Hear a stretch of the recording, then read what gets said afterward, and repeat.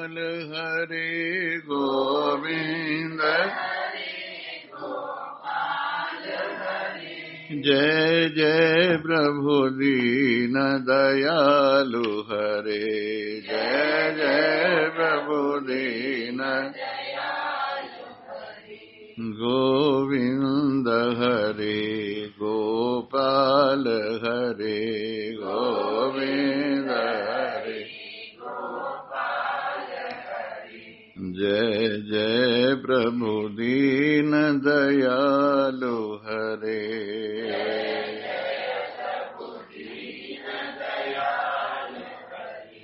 बोलो कृष्ण भगवान की जय सियावर रामचंद्र महाराज की जय उमापति महादेव की जय पवन सुत हनुमान की जय बोलो भाई सब संतन की जय।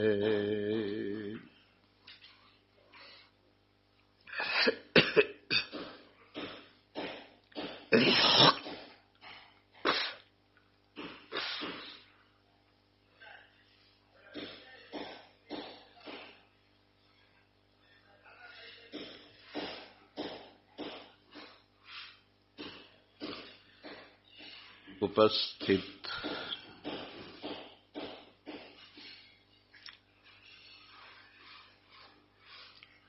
सारग्राही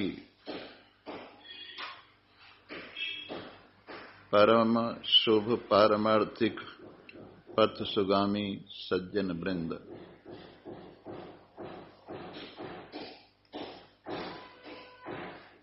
कल आपने अच्छी तरह से मकर संक्रांति का पर्व मनाया और समय की बदलती हुई चाल को अनुभव किया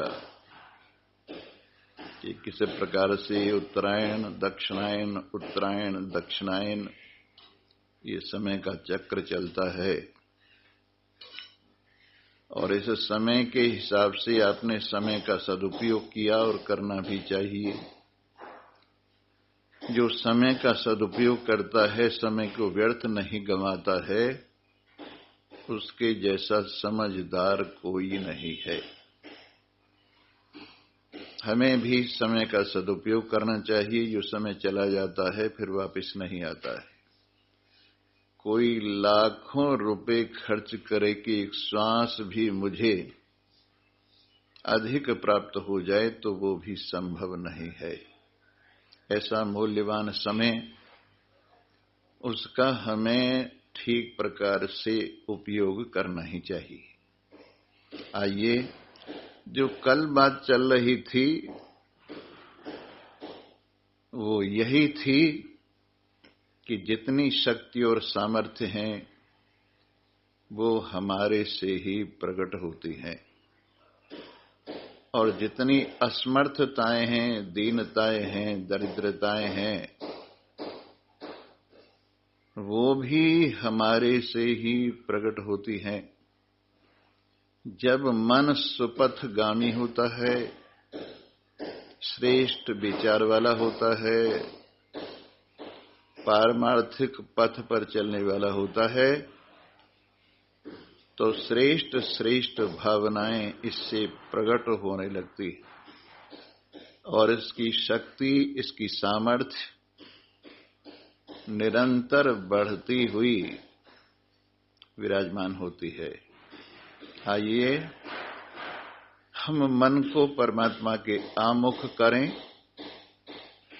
और ये समझें, मन से वेदम आप्तव्यम देह नानास्ति किंचन मृत्यु से मृत्युम आपनोति यह इह नानैव पश्यति।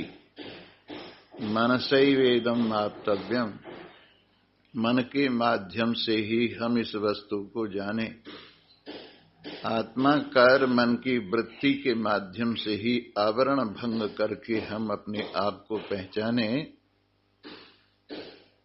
कि यहाँ पर एक ही नारायण, एक ही सच्चिदानंद ब्रह्म, एक ही परमात्मा, एक ही निज आत्मा विराजमान है। इस प्रकार से मनसैवेदम आप्तव्यम नेहना नास्ति किंचन, यहाँ पर नाम मात्र को भी द्वैत का भाव नहीं है।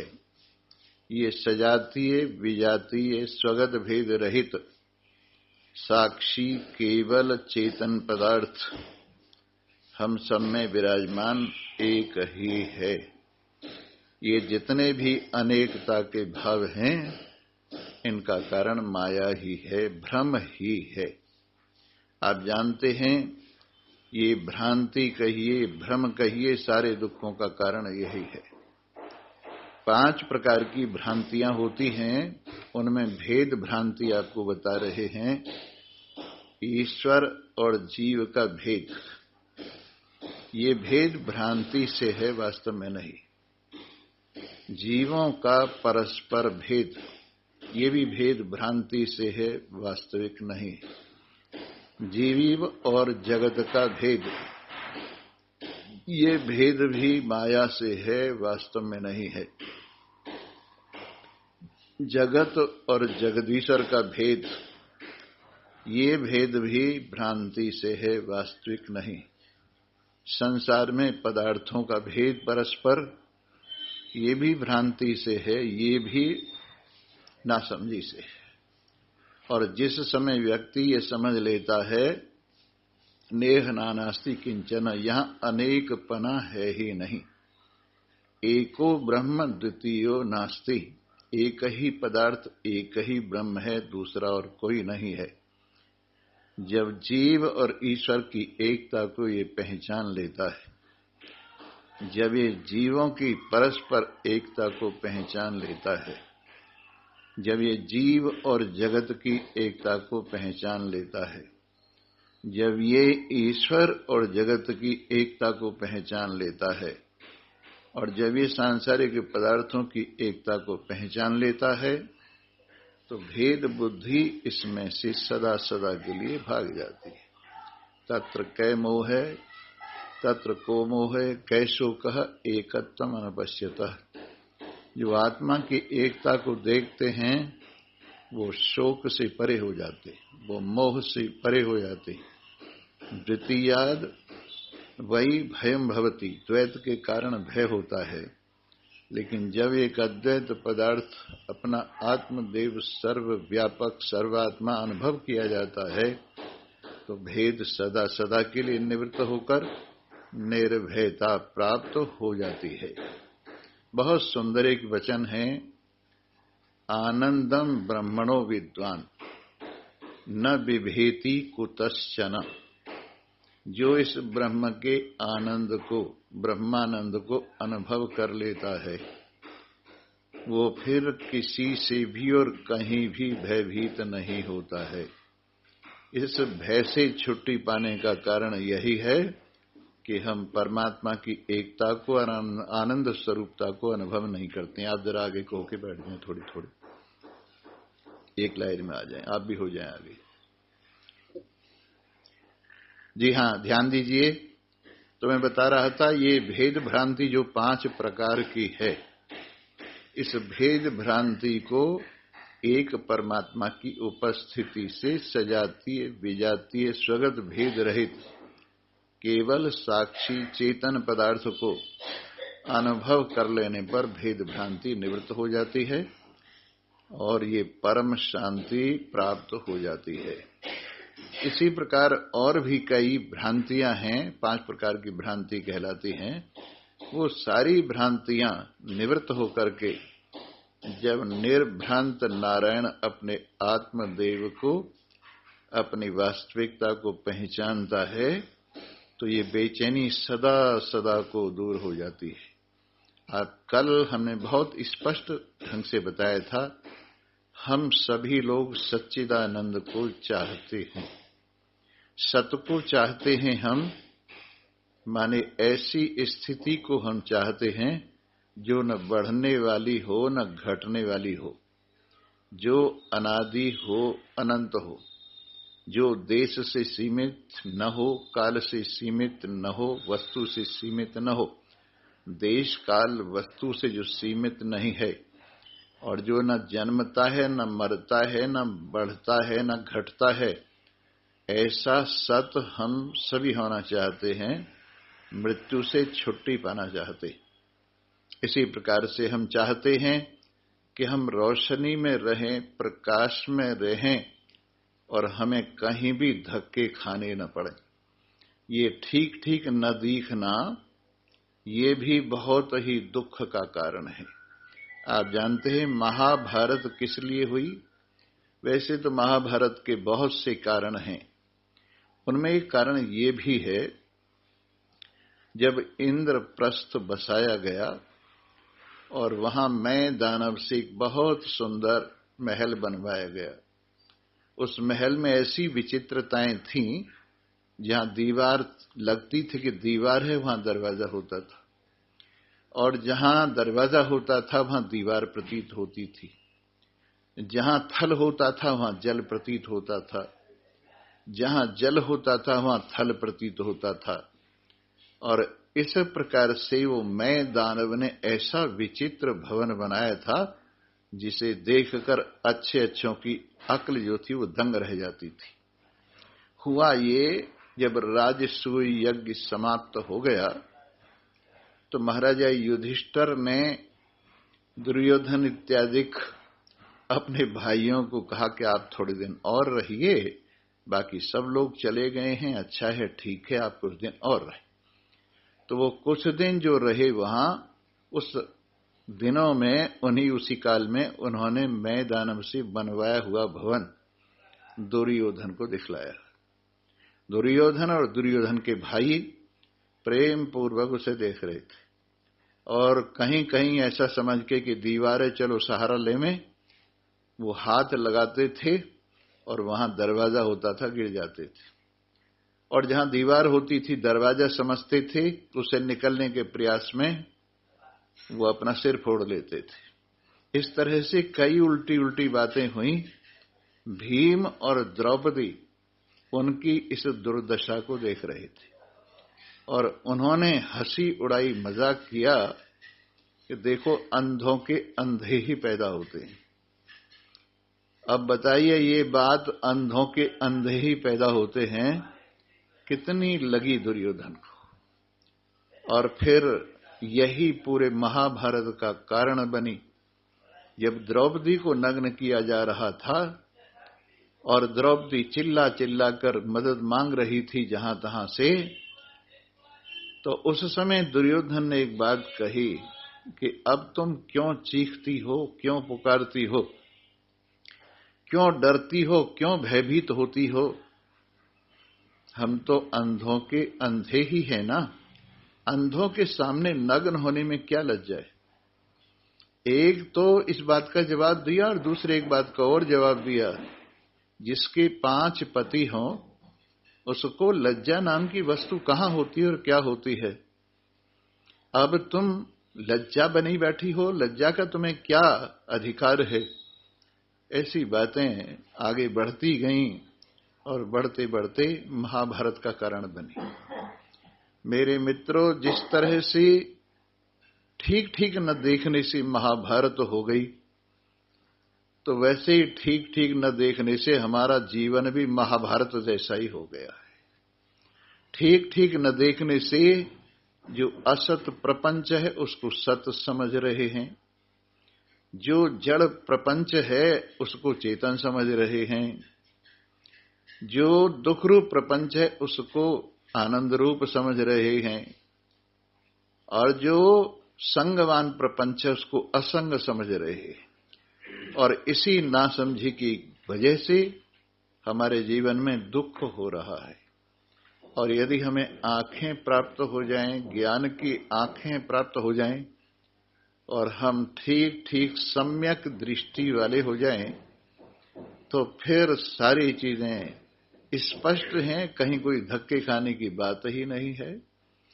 जैसे जिस घर में दीपक नहीं है उस घर में व्यक्ति कभी मेज से टकराता है, कभी कुर्सी से टकराता है, कभी पलंग से टकराता है, कभी अलमारी से टकराता है, और घरवाली को गाली देता है, ये सामान कहाँ रख दिया, वो सामान कहाँ रख दिया, तुम्हें तो बिल्कुल अकल नहीं है। उस बिचारी का कोई दोष नहीं है।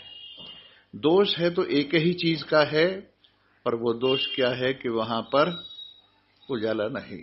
अगर उजाला होता तो किसी भी चीज से टकराने का कोई बात ही नहीं थी। इस उजाले के न होने से बहुत कई बातें ऐसी हो जाती हैं। एक गांव था और उस गांव के पास में एक पहाड़ी थी, उसमें एक गुफा थी। उस गुफा में अंधेरा था बहुत जबरदस्त। जो भी घुसता था कहीं न कहीं उस गुफा में टकरा जाता था, कहीं सिर पे चोट लग जाती, कभी पैर में चोट लग जाती। तो उन्होंने ये समझा कि इस गुफा में भूत रहता है, और ये भूत, गुफा में जो भूत रहता है, ये टकराने का कारण यही है। तो उन्होंने क्या किया, सोचा चलो इस भूत को भगाएं।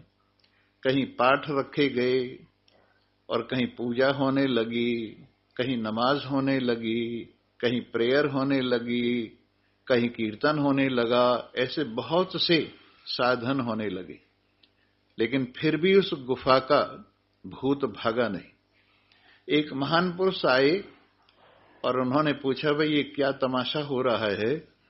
कि जी इस गुफा के भूत को भगा रहे हैं, हम ये साधनाएं बहुत दिनों से कर रहे हैं जिससे कि भूत भाग जाए।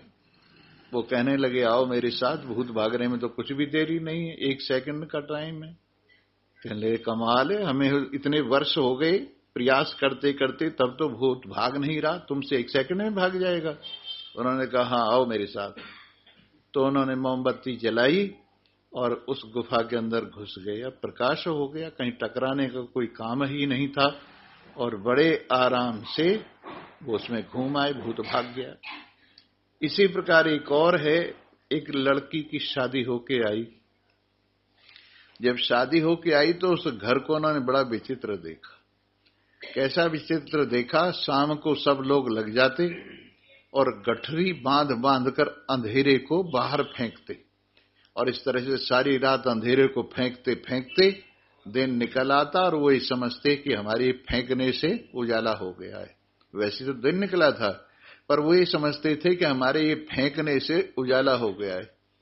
वो लड़की बड़ी समझदार थी, उसने अपने ससुराल वालों को देखा कि बड़े विचित्र हैं।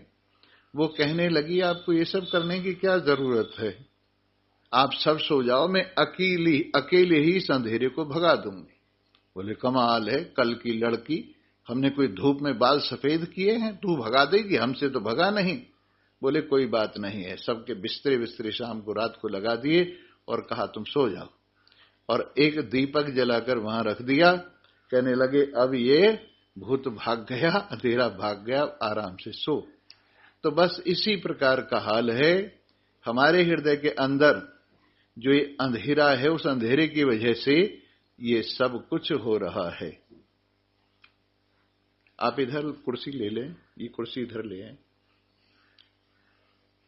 हाँ चले, इधर बैठ जाएं। बोलो सच्चिदानंद। जी हाँ, बात चल रही थी अंधेरे की। तो अंधेरा जब जीवन से दूर हो जाता है तो कोई भी चीज टकराने की नहीं रह जाती।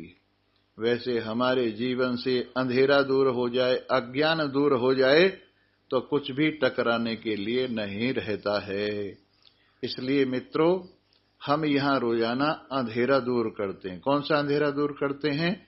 जो हमारे अपने आप पर, हमारी दृष्टि पर अंधेरा पड़ा हुआ है।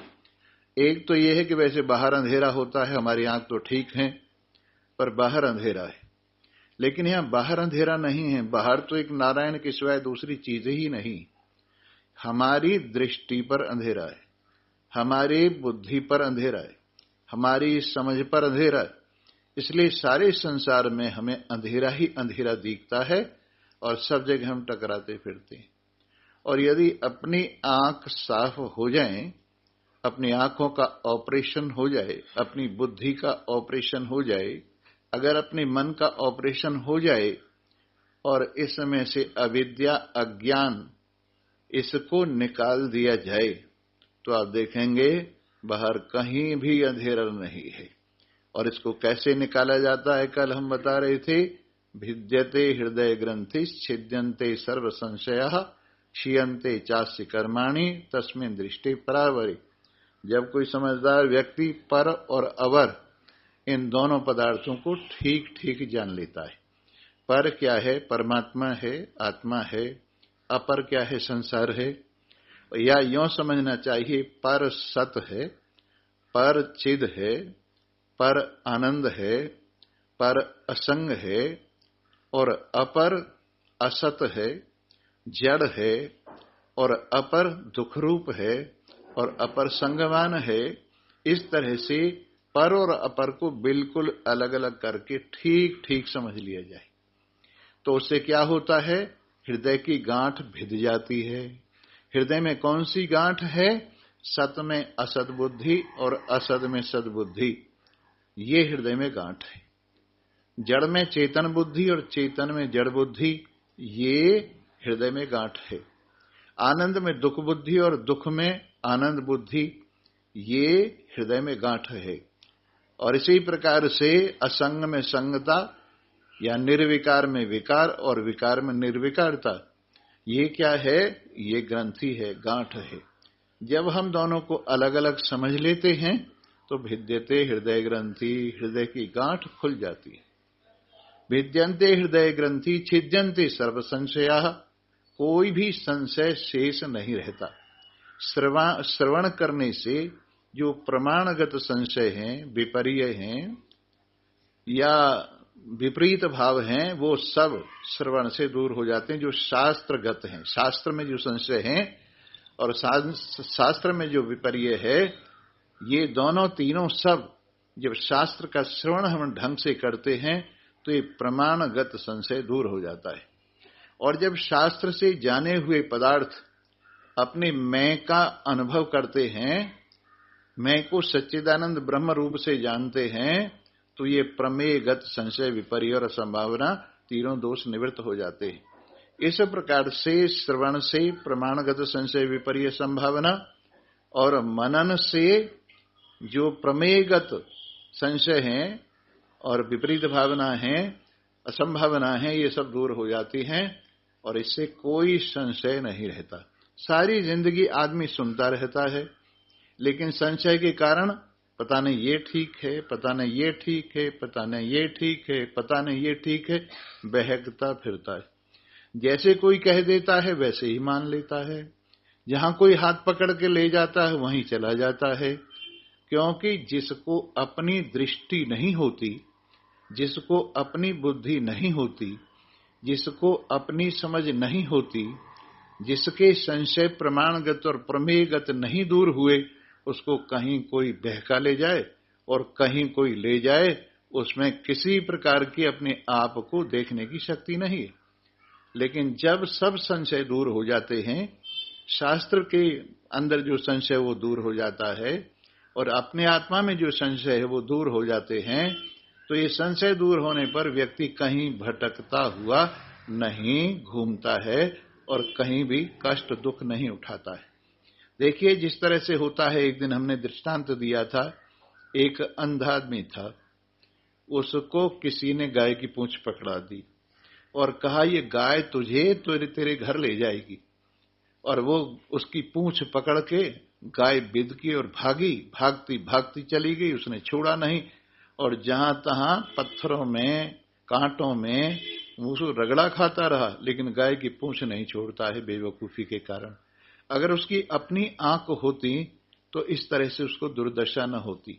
वैसे ही हम अंधे होने के कारण, दो तरह का अंधापन होता है, एक तो संसार को न देखना, ये अंधापन है, एक अपने आप को न समझना, ये भी अंधापन है। संसार को न देखने वाला जो अंधापन है, उनको हमने आराम से जीते हुए देखा है, सारे काम करते हुए देखा है, यहां तक कि भोजन बनाते हैं, नमक मिर्च ठीक तरह से डालते हैं और सारे काम करते हैं। लेकिन ये जो बुद्धि के अंधे हैं, समझ के जो अंधे हैं, भाई इनको कोई रास्ता नहीं, ये तो भटकते ही फिरते। इसलिए जब तक हमारी समझ के नेत्र नहीं खुलेगा, जब तक हमारा ज्ञान का नेत्र नहीं खुलेगा तब तक हम यूं ही भटकते फिरते रहेंगे। लेकिन जब महान पुरुषों की कृपा से, अपने आप की समझ से जब हम इसको सुनते हैं और समझते हैं और अपने आप को अपनी आंखों से अनुभव करते हैं, अपने आप को हम अपनी आंखों से अनुभव करते हैं, तो क्या देखते हैं कि मनोबुद्धि अहंकार चेतानि नाहम् न च श्रोत्र जिह्वे न च घ्राण नेत्रे। अपने आप को देखते हैं कि मन में नहीं हूं। मन ये क्या है? अंदर का एक इंस्ट्रूमेंट है जिससे हम संकल्प विकल्प करते। ऐसे बुद्धि ये भी एक इंस्ट्रूमेंट है जिससे हम जानते हैं। उसी प्रकार से चित्त और अहंकार ये भी अंदर की मशीन है जिससे हम चिंतन करते हैं और मैं हूं का भाव करते हैं। मैं देखने वाला इन चारों चीजों को, मन को, बुद्धि को, चित्त को, अहंकार को, जब मन मनन करता है तो भी मैं देखता हूं, जब मनन नहीं करता तो भी मैं देखता हूं। बुद्धि जब जानती है तब भी देखता हूं, जब नहीं जानती है तब भी देखता हूं। चित्त चिंतन करता है तब भी देखता हूं, चिंतन नहीं करता है तब भी देखता हूं। अहंकार जब मैं हूं के भाव वाला होता है तब भी देखता हूं, और सुषुप्ति में जो अहंकार की निवृत्ति होती है तो भी मैं देखता हूं। तो ये चारों दृश्य हुए और मैं देखने वाला हुआ। इसलिए मन, बुद्धि, चित्त, अहंकार ये मैं नहीं हूं। वैसे पांचों ज्ञानेंद्रियां कान है, त्वचा है, नेत्र हैं और रसना है और नासिका है। जब ये ठीक ठीक काम करते हैं तो भी मैं देखता हूं, जब ये कम काम करते हैं तो भी मैं देखता हूं, जब इनकी शक्ति निवृत्त हो जाती है तो भी मैं देखता हूं। इसलिए पांचों ज्ञानेंद्रिय मेरे दृश्य हैं और मैं इनको देखने वाला इनसे अलग हूं। वैसे कर्मेंद्रिय और प्राण, इनके सारे फंक्शन को मैं देखता हूं, इसलिए मैं देखने वाला इनसे अलग हूं।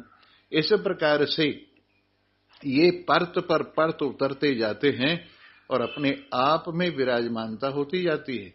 जब ये समझ लेता है मैं सूक्ष्म शरीर नहीं हूं, जब ये समझ लेता है मैं स्थूल शरीर नहीं हूं, जब ये समझ लेता है कि मैं कारण शरीर नहीं हूं, जब ये समझ लेता है कि मैं अन्न में कोश नहीं हूं, जब ये समझ लेता है मैं प्राण में कोश, मनो में कोश, विज्ञान में कोश और आनंद में कोश नहीं हूं, इन सबसे अलग इनको देखने वाला निर्विकार नारायण हूं। जब ये समझ लेता है तो फिर भटकने की कोई बात ही नहीं है। एक विशेष बात और है, ये अलग अलग नहीं है। ये जो हम सब में विराजमान, जिसकी इतनी हम महिमा गा रहे हैं, ये परमात्मा सब में अलग अलग नहीं है, सब में एक ही विराजमान है।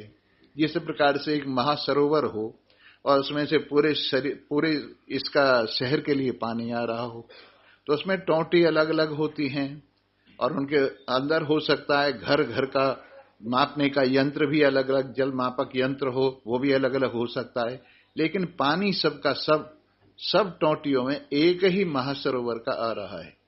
उसी प्रकार से हमारे चाहे आंखों में अलगाव है, चाहे हमारे ज्ञानेंद्रिय, कर्मेंद्रिय, प्राण, अंतःकरण सब में अलगाव है, लेकिन जो शक्ति आ रही है सब में वो एक ही जगह से आ रही है। वो सर्वशक्तिमान का तात्पर्य है कि सारी शक्ति जिसमें रहती है, सारी शक्ति जिसमें रहती हैं, अकेला ही जो सर्वशक्तिमान है और जिसकी शक्तियां डिवाइड होकर के इस संसार के सारे खेल को खेल रही हैं, ऐसा सर्वशक्तिमान एक ही है। उसकी शक्तियां बहुत सी हैं, उसमें शक्तियां बहुत सी हैं, लेकिन उनका आश्रय एक ही है। उसमें गुण बहुत से हैं, लेकिन सबका आश्रय एक ही है। इस प्रकार से एक पदार्थ हम सब में अखंड है, बटे हुए नहीं हैं। बटे हुए नजर आते हैं पर वास्तव में हम सब में एक है। जैसे जितने दुनिया भर के मकान बने हुए हैं वो एक ही पृथ्वी पर बने हुए हैं, लेकिन मकानों की लिमिट से अलग अलग वो प्लाट दिखाई देते हैं या फ्लैट दिखाई देते हैं। क्यों? कि वो दीवारों की वजह से ऐसा लगता है, लेकिन सबके नीचे जमीन एक ही है। वैसे ही सबके यहाँ पानी एक ही है, लेकिन हैंडपंप या फिर और तरह के साधन जो पानी को खींचते हैं, ट्यूबवेल वगैरह, वो अलग अलग है, लेकिन पानी सब में एक ही जगह से आ रहा है। ऐसे अग्नि भी एक ही है, सबके चूल्हों में जलती हुई अनेक सी प्रतीत होती हुई भी सब में एक ही है। और वायु एक ही है, उसी से हम सब श्वास ले रहे हैं, और उसी प्रकार आकाश भी एक है। जैसे ये सब एक एक हैं, वैसे नारायण भी एक है, और सारी उसकी शक्तियां सब में विराजमान सब मशीनों को चला रही हैं। तो हम का तात्पर्य जब हम ये कहते हैं कि मैं ब्रह्म हूं, तो उस समय ये अनुभव करना चाहिए ये सर्वव्यापक सच्चिदानंद ब्रह्म जो बिल्कुल संसार की कल्पना से बिल्कुल रहित है।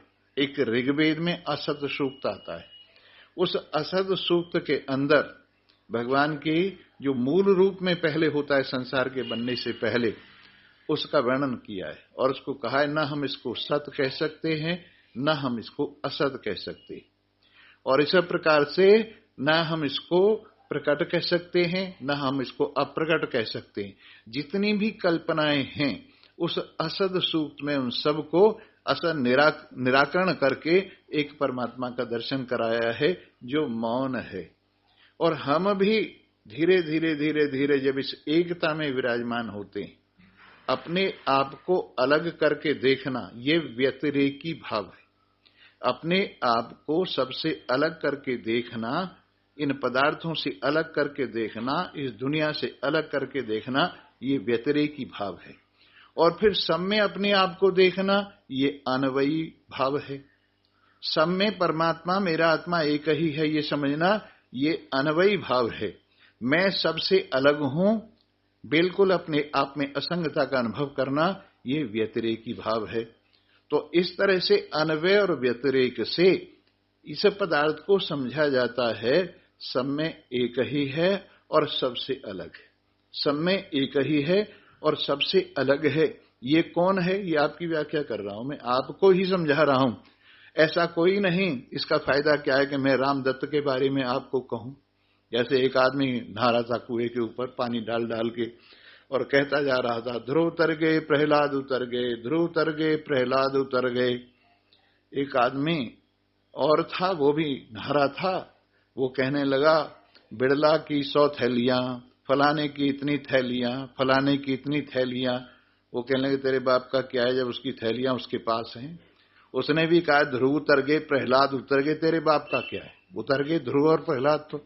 तो हम सारी जिंदगी दूसरों की बात कहते रहते हैं, कभी अपने आप के पार होने का भाव नहीं देखते। सबके दर्शन करते फिरते हैं, एक अपने आप का दर्शन नहीं करते। ये दर्शन करने वाला कौन है इस पर कभी विचार नहीं करते। हम दुनिया भर के और दर्शन करते फिरते हैं, लेकिन इस बात पर हम ये नहीं सोचते ये दर्शन करने वाला कौन है। जो दर्शन दे रहा है वो तो सबको दिखाई दे रहा है, सब उसे देख सकते हैं, लेकिन जो दर्शन कर रहा है, जो दर्शन कर रहा है वो कौन है। अगर ये बात समझ में आ जाए कि दर्शन करने वाला दृष्टा एक ही, दर्शन करने वाला दृष्टा एक ही है और बाकी सब दर्शन उसकी दृष्टि मात्र है। दृष्टा की दृष्टि मात्र ही सारा दर्शन है और वो उसकी दृष्टि का पसारा मात्र ही है और नहीं तो कुछ भी नहीं। तो हमने दुनिया भर की चीजें देखी परंतु फिर भी अपने आप को नहीं देखा। और भी हमने देखा है, सारी दुनिया को प्यार करते हैं, सारी दुनिया के लिए समय देते हैं, सारी दुनिया के लिए क्या क्या करते फिरते हैं, लेकिन अपने आप के लिए कुछ भी नहीं करते।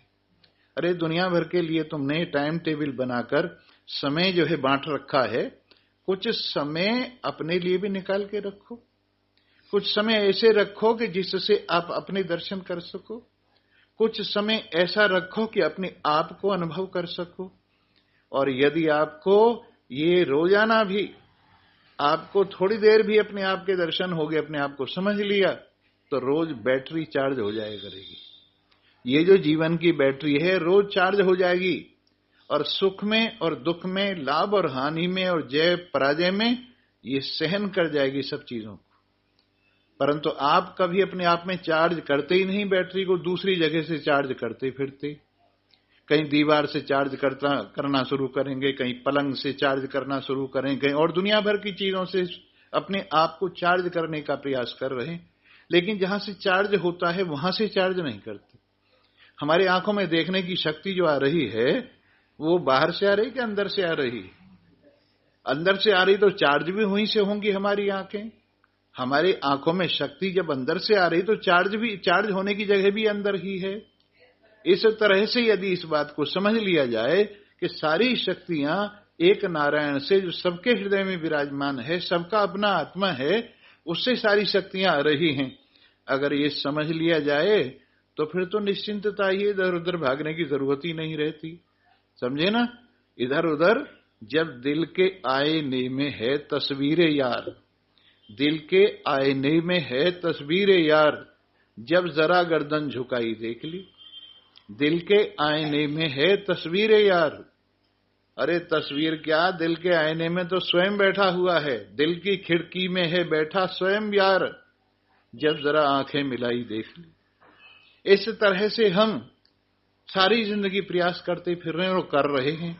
अब हम किससे कहें? क्यों के ही समझाऊं सब जग अंधा, के ही समझाऊं सब जग अंधा। और कैसे विचित्र अंधे। एक बार अकबर ने पूछा, क्यों बीरबल अंधे ज्यादा हैं कि आंखों वाले ज्यादा हैं? कहने लगे हुजूर अंधे ही ज्यादा हैं। वो उल्टी बात कहता था, अंधे ही ज्यादा। बोले अच्छा, अंधे ज्यादा ये कैसे हो सकता है? बोले कल को बता दूंगा आपको। बोले ठीक है। कहीं जाके जूते बनाने लगा बैठ के, किसी पेड़ के नीचे बैठ के जूते बनाने लगा, और एक यहां पे रजिस्टर रख लिया। एक आदमी आया, कहने लगे बीरबल क्या कर रहे हो? अंधा, दिख नहीं रहा क्या कर रहा हूं? जूते बना रहा हूं। दूसरा आया, बीरबल क्या कर रहे हो? अंधा। जितने आए यहां तक के अकबर भी वहां को निकला, कहने लगे बीरबल क्या कर रहे हो? कि अंधा। ये कि देखो अंधे ज्यादा हैं कि देखने, देख रहे हैं, देख रहे हैं और फिर भी क्या पूछ रहे हैं? क्या कर रहे हो? देख रहे हैं फिर भी पूछ रहे हैं क्या कर रहे हो। वैसे ही हम भी देख रहे हैं क्या कर रहे हैं, अपने से ही पूछ रहे हैं हम कर क्या रहे हैं। वास्तव में आप कुछ नहीं कर रहे हैं, स्वप्न देख रहे हैं। वास्तव में आप कुछ नहीं कर रहे हैं, करने का आपको बस अहम ही है, अन्यथा तो सब स्वप्न देख रहे हो। ये जो कुछ है स्वप्न है। देखिए सुनिए गुनिए मन माही, मोह मूल परमार्थ नाही। जो कुछ देखा जाता है, जो कुछ सुना जाता है, वो सब मोह को बढ़ाने वाला केवल अंधेरा ही है, परमार्थ इसमें कुछ नहीं है। योग वशिष्ठ ने बड़ी सुंदर सुंदर कथाएं इस संसार को मिथ्या समझाने के लिए कही। मिथ्या का अर्थ ये नहीं होता जो आप समझते। आप मिथ्या समझते हैं जो न दिखाई देवे वो मिथ्या है, और हम कहते हैं जो दिखाई देवे वो मिथ्या है। बताओ, हमारा तुम्हारा मनुआ बोलो कैसे एक हो ही रहे। हम कहते हैं जो दिखाई देता है वो सब नहीं है, और तुम कहते हो जो दिखाई देता वही तो है। अगर भगवान है तो दिखाओ। तो जो कुछ दिख रहा है वो तो सब मिथ्या है, और जो देख रहा है वो सत्य है, वो दिखता नहीं है। लेकिन आप क्या कोशिश में हो? क्या जी उसे दिखाओ। अरे दृष्टा को कैसे दिखाएं? दृष्टा सदा अलग रहता है। हमने कुछ दिखाया भी तो फिर दृष्टा अलग हो जाएगा। हमने आपको कुछ दिखाया भी तो दृष्टा तो फिर अलग हो गया। दृष्टा को कैसे दिखाया जा सकता है? दृष्टा को नहीं दिखाया जा सकता। तो ऐसी कथाएं इसमें बहुत है कि एक नगर था और वो भविष्य नगर था। कौन सा नगर था? भविष्य जानते हो? आगे आगे जो हो उसका नाम क्या है? भविष्य। भविष्य नगर था। उस भविष्य नगर में एक बंध्या का पुत्र राज्य करता था। उस भविष्य नगर में एक बंध्या का पुत्र राज्य करता था, और वो खरगोश के सींगों का धनुष बना करके ऐसे जंगल में गया जहां पेड़ पौधे वगैरह वगैरह कुछ नहीं थे, और वहां से बेजान के जानवरों का शिकार करके लाया। घर आकर के उसने अनहुए, अभी जन्मे नहीं है, भविष्य में जन्मने वाले ब्राह्मणों को भोजन कराया, और बिना थाली, बिना तले की थाली में, उसमें तला नहीं था, अनहुई खीर परोसी और उनको कहा भोग लगाओ। अब वो भोग लगा रहे हैं। अब ये कहानी कैसी है भाई? दादी सुना रही है बच्चे को, हे बेटा मैं तुझे कहानी सुनाती हूं। और वो कहानी क्या है? एक शहर था, वो भविष्य में भविष्य नगर था, और उसमें बंध्या का पुत्र राज्य करता है, और खरगोश के सींगों से धनुष बना करके या गधे के सींगों से धनुष बना करके वो भविष्य जंगल में शिकार खेलने जाता है और बिना जान के जानवर मार के लाता है। फिर थका हुआ ब्राह्मणों को भोजन कराता है जो भविष्य में पैदा होंगे, और बिना तले की थाली में भोजन कराता है, और अब वो भविष्य नगर में अन हुए कमरे में सो रहा है। तो ये सब क्या है? कुछ भी नहीं, बालकों की कहानी है। तो ये संसार भी क्या है? ये संसार भी क्या है? ये भी बालकों की कहानी है। ये संसार क्या है? बालकों की कहानी है। अगर इस पर एक एक चीज पर विचार करें, कहां की ईंट कहां का रोड़ा, भानुमती ने कुनबा जोड़ा। स्त्री कहीं की है, पुरुष कहीं का है, और दोनों को मोह का गारा लगा के जोड़ देते हैं। आज शादी होके आई है और पड़ोसियों से लड़ाई 10 साल पहले से हो रही है। वो आज शादी होके जो लड़की आई वो कहती है तुम हमारे 10 साल से प्राण खा रहे हो। बताओ, 10 साल पहले थी भी नहीं वो। उनको पड़ोसियों को क्या कहती है कि 10 साल से हमारे प्राण खा रहे हो तुम। वो 10 साल कहां से आ गई? तो ये सारा खेल ऐसा ही है कि हम ओढ़ते फिरते हैं, इधर से ओढ़ लिया, उधर से ओढ़ लिया, इसका ओढ़ लिया, उसका ओढ़ लिया, समझे ना। और वास्तव में ये कुछ नहीं, वास्तव में ये कुछ नहीं है। लेकिन फिर भी हमारा मन उधर ही जाता है और ये सोचते हैं नहीं स्वामी जी, नहीं स्वामी जी, कुछ रियायत कर दें, इसको सत्य मानने में कुछ रियायत कर दें। भाई जब सत्य है ही नहीं, तुम देख लो, हम कल बता रहे थे, आज फिर बताते हैं कि जोड़ जोड़ मर जाएंगे, चौखुंटी और गोल, माल जमाई खाएंगे, सुसरे की जय बोल। कुछ निकलने वाला नहीं। कोयलों की दलाली में हाथ काले ही हैं। और फिर आपने देखा है, आया है अकेला और जाएगा अकेला, आया है अकेला और जाएगा अकेला। बीच में है सब माया का झमेला, बीच में है सब माया का झमेला, आया है अकेला और जाएगा अकेला, आया है अकेला और जाएगा अकेला। कौड़ी कौड़ी माया जोड़ी, कौड़ी कौड़ी माया जोड़ी, बन गया लाखी और करोड़ी, बन गया लाखी और करोड़ी। हाँ, जाते वक्त में भाई किसी के जाए न अधेला, साथ में किसी के फिर जाए न अधेला, आया है अकेला और जाएगा अकेला। बीच में है सब माया का झमेला, आया है अकेला और जितने भाई बंधु संगाथी, जितने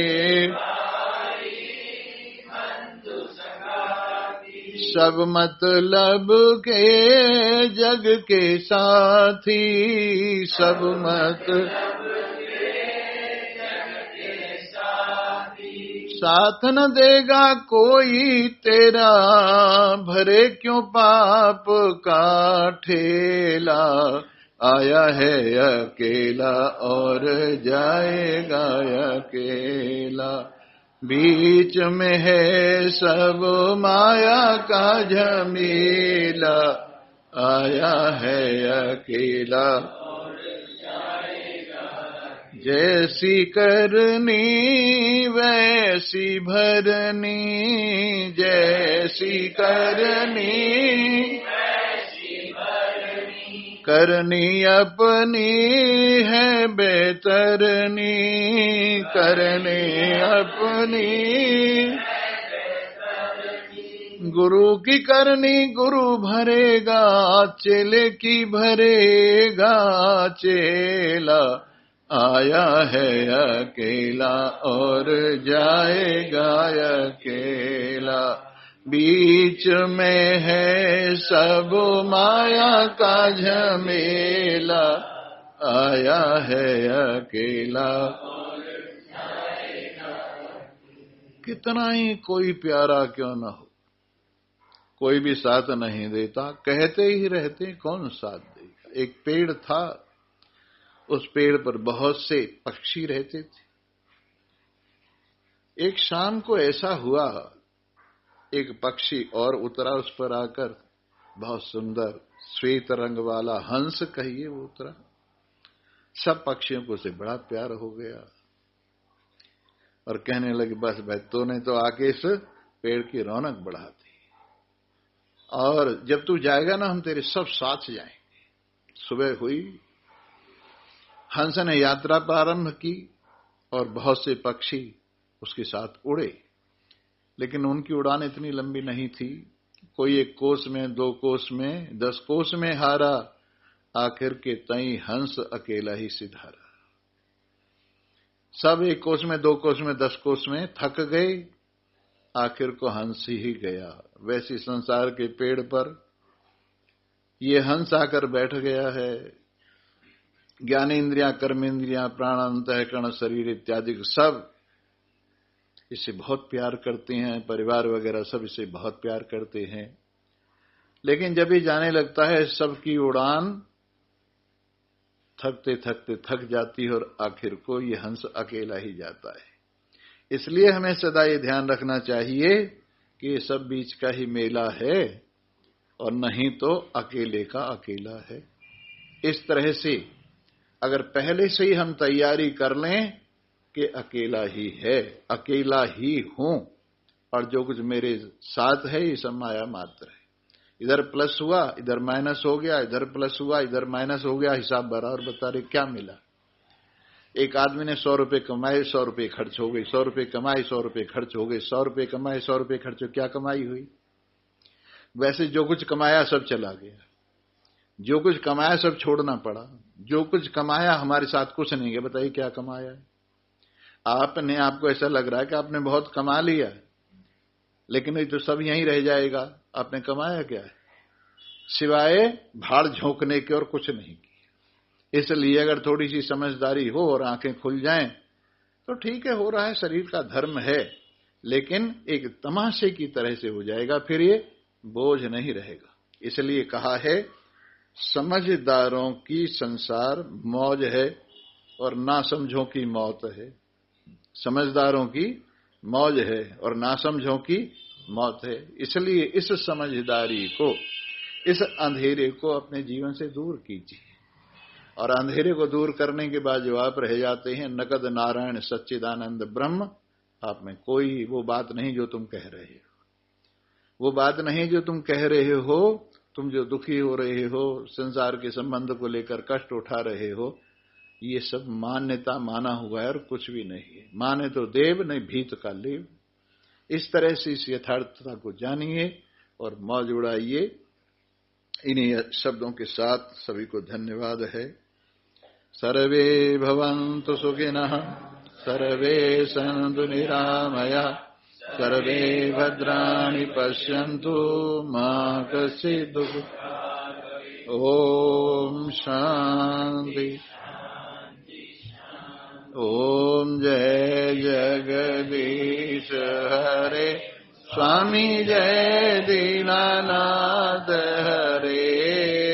भक्त जनों के संत, दास जनों के अवगुण, बंसरी वाला दूर करे। ओम जय जो ध्याये फल पावे, दुख विनसे मन का, स्वामी दुख विनसे मन का। सुख संपत्ति घर आवे, सुख संपत्ति घर आवे। पावे कष्ट मिटे तन का। हरि ओम जय माता पिता तुम मेरे शरण गहूँ मैं किसकी। स्वामी शरण तुम बिन और न हरि बिन और न आस करूं मैं जिसकी। हरि ओम जय तुम पूर्ण परमात्मा तुम अंतर्यामी। स्वामी तुम अंतर्यामी पार ब्रह्म परमेश्वर पूर्ण ब्रह्म तुम सबके स्वामी। हरि ओम जय तुम करुणा के सागर तुम पालन करता। स्वामी तुम रक्षा मैं सेवक तुम स्वामी मैं सेवक कृपा करो भरता। हरि ओम जय जगदीश तुम हो एक गोचर सबके प्राणपति।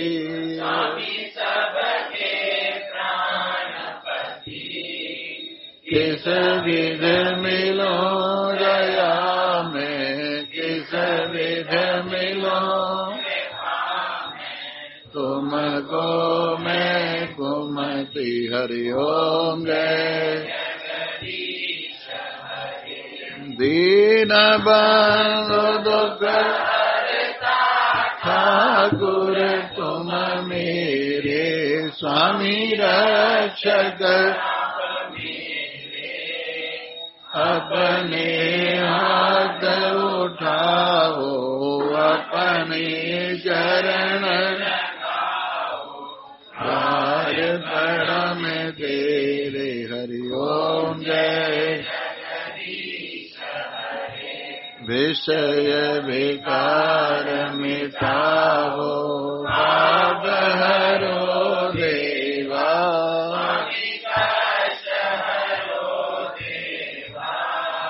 श्रद्धा भक्ति बढ़ाओ श्रद्धा प्रेम संगन की सेवा। हरि ओम जय जगदीश श्याम सुंदर जी की आरती जो कोई नर गावे। स्वामी प्रेम कहत शिवानंद स्वामी भरत हरिहर मन वांछित फल पावे। हरि ओम जय जगदीश हरे स्वामी जय दीनानाथ हरे भक्त जनों के दास जनों के अवगुण दंतरि वाला दूर करे। ओम त्वमेव माता च पिता त्वमेव बन्धुश्च सखा त्वमेव विद्या द्रविणम् त्वमेव सर्वं मम देव त्वमेव सर्वं मम देव। कर्पूरगौरं करुणावतारं संसारसारं भुजगेन्द्रहारं सदा वसन्तं हृदयारविन्दे भवं भवानी भवं भवानी। बोलो सच्चिदानंद भगवान की छुट्टी छुट्टी। नारायण